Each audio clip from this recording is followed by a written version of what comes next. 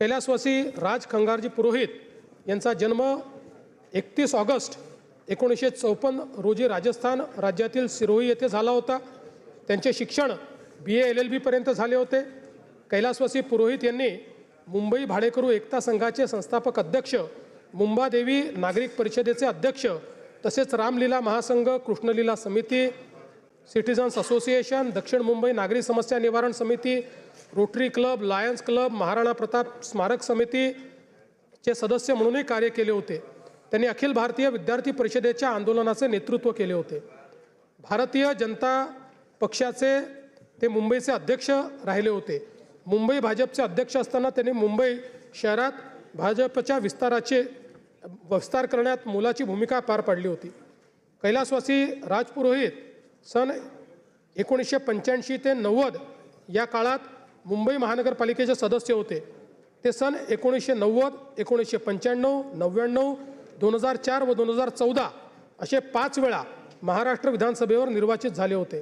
त्यांनी सन 96 ते 99 या कालावधीत गृहनिर्माण, गलिच्छ वस्ती सुधार, नागरी जमीन कमाल धारणा, रोजगार व स्वयंरोजगार, कामगार व संसदीय कार्य खात्याचे राज्यमंत्री म्हणून उत्तम कार्य केले होते। भाडे नियंत्रण कायद्याची अंमलबजावणी करण्याचे महत्त्वपूर्ण कार्य देखील मंत्रिपदाच्या कालावधीत त्यांनी केले होते।